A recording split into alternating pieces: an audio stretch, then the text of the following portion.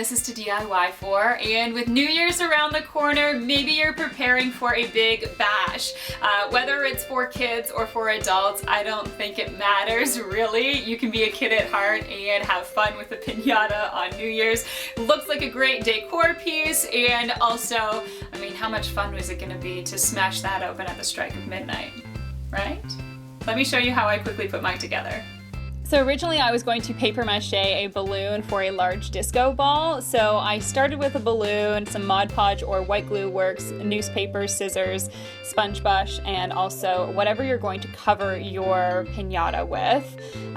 So put in some Mod Podge, 1 part glue, Mod Podge, and 1 part water. Mix that all up, and then you're going to cut all of your pieces of newspaper. So once you have that all prepared, you can blow up your balloon and then just go back into grade school like you would and start doing your arts and crafts. So I was paper macheing my balloon and everything was going well until this happened. Oh my gosh, no! There's fucking glue like everywhere! Like all over my glasses and my window. It exploded on me right before I was finished, and that was my sister laughing at me on the phone.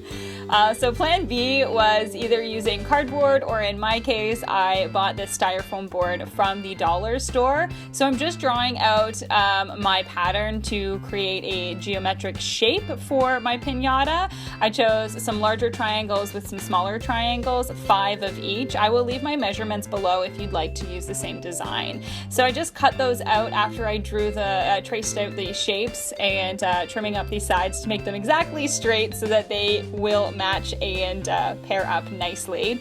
So I'm taping the 5 large triangles together, as you can see here.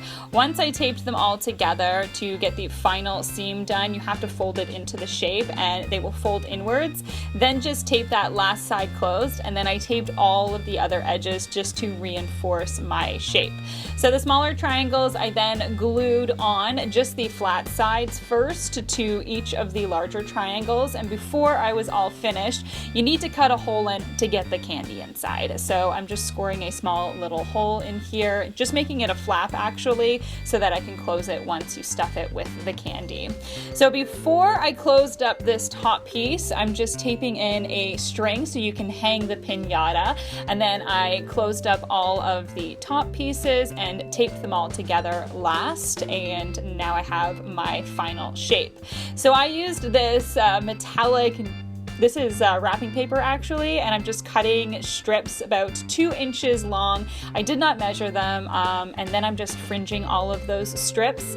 It doesn't really need to be perfect because you're just gonna smash it open anyways. You can definitely use tissue paper as well.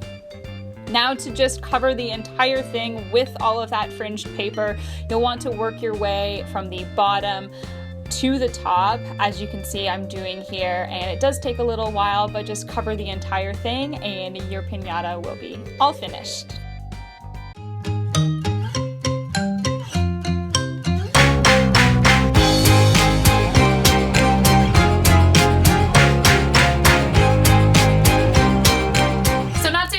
Together, you can stuff it with all of your favorite candy and smash it open on New Year's Eve. I think it makes for a great fun party and a great decor piece as well. If you enjoyed this DIY, let me know, give me a like. Don't forget to share any photos if you do make it for yourself. I would love to see it. You can follow me on Instagram and on Twitter at @JanelleSteeper. Tag me in those photos and also use the hashtag toDIYfor. Don't forget to subscribe. I will be back next Wednesday, and if you enjoyed this DIY, please let me know. Give me a like. Cheers!